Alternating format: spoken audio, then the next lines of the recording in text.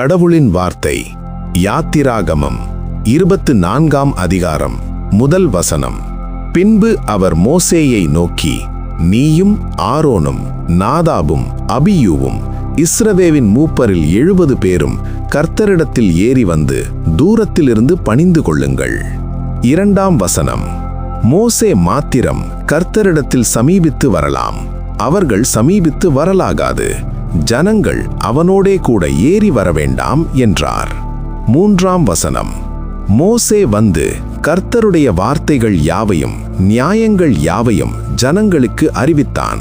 அப்பொழுது ஜனங்கள் எல்லாரும் ஏக சத்தமாய் கர்த்தர் அருளின எல்லா வார்த்தைகளின்படியும் செய்வோம் என்று பிரதியுத்தரம் சொன்னார்கள்.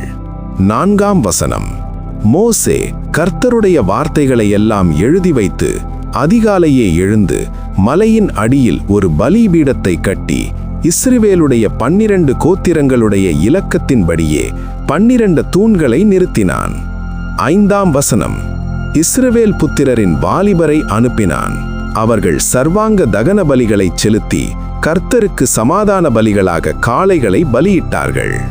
6ஆம் வசனம். அப்பொழுது மோசே அந்த இரத்தத்தில் பாதி எடுத்து பாத்திரங்களில் வார்த்து பாதி இரத்தத்தை பலிபீடத்தின் மேல் தெளித்து. 7ஆம் வசனம். உடன்படிக்கையின் புஸ்தகத்தை எடுத்து ஜனங்களின் காது கேட்க வாசித்தான். அவர்கள் கர்த்தர் சொன்னபடி எல்லாம் செய்து கீழ்ப்படிந்து நடப்பேம் என்றார்கள். 8ஆம் வசனம். அப்பொழுது மோசே இரத்தத்தை எடுத்து ஜனங்களின் மேல் தெளித்து, இந்த வார்த்தைகள் யாவையும் குறித்து கர்த்தர் உங்களோடே பண்ணின உடன்படிக்கையின் இரத்தம் இதுவே என்றான். 9ஆம் வசனம். பின்பு மோசேயும் ஆரோனும் நாதாபும் அபியூவும் இஸ்ரவேலருடைய மூப்பரில் 70 பேரும் ஏறிப்போய். 10ஆம் வசனம். இஸ்ரவேலின் தேவனை தரிசித்தார்கள். அவருடைய பாதத்தின் கீழே நீலக்கல் இழைத்த வேலைக்கு ஒப்பாகவும் தெளிந்த வானத்தின் பிரபைக்கு ஒப்பாகவும் இருந்தது. 11ஆம் வசனம். அவர் இஸ்ரவேல் புத்திரருடைய அதிபதிகள் மேல் தம்முடைய கையை நீட்டவில்லை. அவர்கள் தேவனை தரிசித்து பின்பு புசித்து குடித்தார்கள். 12ஆம் வசனம். அப்பொழுது கர்த்தர் மோசேயை நோக்கி, நீ மலையின் மேல் என்னிடத்திற்கு ஏறி வந்து அங்கே இரு. நான் உனக்கு கற்பலகைகளையும் நீ அவர்களுக்கு உபதேசிப்பதற்கு நான் எழுதின நியாயப்பிரமாணத்தையும் கற்பனைகளையும் கொடுப்பேன் என்றார். 13ஆம் வசனம். அப்பொழுது மோசே தன் ஊழியக்காரனாகிய யோசுவாவோடே எழுந்து போனான். மோசே தேவ பர்வதத்தில் ஏறி போகையில். 14ஆம் வசனம். அவன் மூப்பரை நோக்கி, நாங்கள் உங்களிடத்தில் திரும்பி வரும் மட்டும் நீங்கள் இங்கே எங்களுக்காக காத்திருங்கள். ஆரோனும் ஊரும் உங்களிடத்தில் இருக்கிறார்கள்.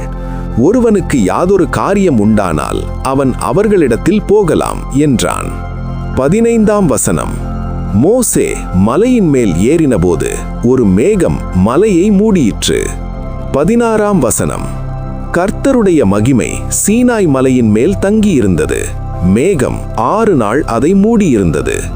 7ஆம் நாளில் அவர் மேகத்தின் நடுவிலிருந்து மோசேயை கூப்பிட்டார். 17ஆம் வசனம். மலையின் கொடுமுடியிலே கர்த்தருடைய மகிமையின் காட்சி இஸ்ரவேல் புத்திரருடைய கண்களுக்கு பட்சிக்கிற அக்கினியைப் போல் இருந்தது. 18ஆம் வசனம். மோசே மேகத்தின் நடுவிலே பிரவேசித்து மலையின் மேல் ஏறி இரவும் பகலும் 40 நாள் மலையில் இருந்தான். ஆமேன்.